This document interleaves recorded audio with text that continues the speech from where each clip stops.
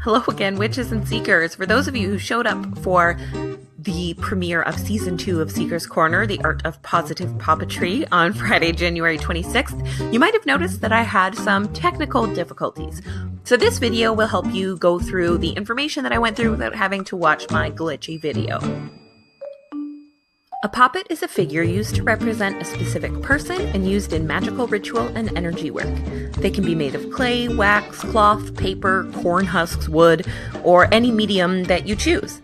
Even a candle inscribed with a name or a description of a person can be used as a poppet through what is known as sympathetic magic. Although poppets have gained some negative publicity by being associated with the Hollywood version of, voodoo dolls, or through their use as evidence in the Salem witch trials, a lot of modern witches use them for everything from, yes, cursing and hexing, to healing, or giving hope, or finding love, or attracting wealth. Sympathetic magic can also be called imitative magic because that's pretty much what you're trying to do. The actions taken in your ritual are the things you're trying to bring about in the real world. Other types of sympathetic magic include figure candles or mojo bags or just regular candles that are inscribed with specific actions or directions. Poppets are an incredibly popular form of sympathetic magic simply because of, the endless possibilities. You can use anything from a commercially made fashion doll to a doll you make yourself with your incredible sewing skills to something that looks like a gingerbread man. Either way, it's a really easy way to direct that energy towards someone or something specific. Let's talk a little historical poppetry. So the act of causing harm to a person by sticking pins into a doll made to look like them is a popular myth associated with voodoo. The origin of these dolls, though, can be traced back to medieval Europe. The actual term voodoo doll was coined by an American writer who wrote a fictional story about voodoo after hearing it was similar to witchcraft. Of course, poppets have made their way into modern voodoo and hoodoo spirituality, though most of the time the dolls that you are going to see are actually African fetish dolls, usually used to represent loas or spirits, good spirits, someone who is watching over them. That is the main use of the dolls in African spirituality. Poppets and their negative connotations were also used as evidence during the Salem witch trials of 1692, most notably in the case of Bridget Bishop. Her accusers claimed that they were compelled to assist in the demolition and rebuilding of a wall in the Bishop home and that inside, wax dolls with pins, needles, and thorns placed into various parts of the dolls were tucked into the walls. You can see an example of a first period New England poppet in this photo here.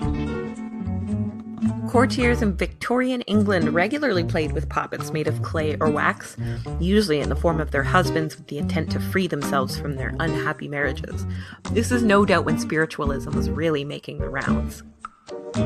At least one of King Henry VIII's wives also reportedly made a doll of him and melted it in the fireplace, though we all know how this worked out for her. Ancient cave paintings and figurines found from prehistoric times are thought to be forms of sympathetic magic. Cave paintings that depict a tribe or group successfully hunting large animals and feasting happily are now thought to be done before the actual hunt took place, to help ensure success. Many figurines of bison and boar with wooden spears piercing its hide have been found and often contain bits of fur from previous hunts. This really mimics the idea of stuffing poppets with specific items from specific people. The best thing about poppets, of course, is just how completely easy they are to make and how cute they end up afterwards. To make your poppet, first you need a figure. Like I said, this can be a doll that you've bought at a store, or you can make a little gingerbread style one like I did. You can cut it out of paper or fabric, something that's easy for you to sew or attach together. And it can be any color or pattern you like, though you can use color magic to pick a specific color that works for your intention. This little blue poppet that you see here is the one that I made during the original broadcast of this Seeker's Corner episode. I made this blue poppet to work with me for both healing and communication, and healing issues I have with communication, and communicating some issues I have with healing. I filled it with an herbal blend that I make for general magic for poppets, and also some extras that I use for my specific purposes. Gather ingredients like herbs, small crystals if you want to use them, bits that are specific to the person, like if you're doing it for yourself, you can cut off a small piece of your own hair, or I spit in mine, though I didn't show that because that's gross. But considering mine was for communication, this was a specific item that I used to market to me. You can also spritz it with a bit of your perfume that you use every day, or the perfume of the person you're making the poppet for. If, like me, you want to make a healing poppet, you can grab some herbs like lavender, which is kind of the heal-all of herbs, sage, which clears negativity, turmeric, which is for pain relief, or I used white willow bark, which is used for the same. St. John's wort is used to ease depression. Chamomile is to help with sleep, and it attracts good things. And jasmine is used for love, sexuality, and dreams. Add in crystals like rose quartz, amethyst, moonstone, or citrine, which all help with healing and increasing the positive aspects of your life, bringing more positive stuff into your life. You can also add things like salt or cleansing herbs if you're trying to help rid yourself of a problem. If you are using your poppet to attract good things in your life, consider adding in magnets or anything sticky that brings things to it. You can even include some good luck charms, lucky coins, things like that. Of course, if you've got a problem, a poppet can still help solve it. In this case, you're going to want to use something like black fabric, include a little bit more wax and moss and some outside stuff, and use sharp items like coffin nails or even regular nails if that's what you've got, pins, thorns, anything kind of sharp, and stick them into the parts of your poppet on the inside that resonate with your goal. Yes, this can be the crotch area, the belly, the head, no matter what.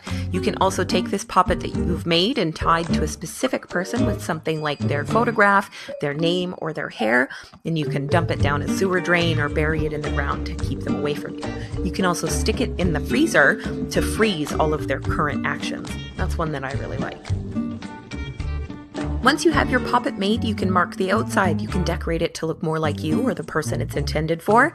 And you can use a green or blue marker if you're trying to do some healing and circle parts of your poppet. Things like if you have a bad knee, you can circle that. If you have a condition, you can write that on the outside of your poppet. You can also include sigils and symbols to help with healing and health. Once your poppet is marked, filled, and sealed up, hold it in your dominant hand and imagine the marks on your poppet being healed by a bright green light.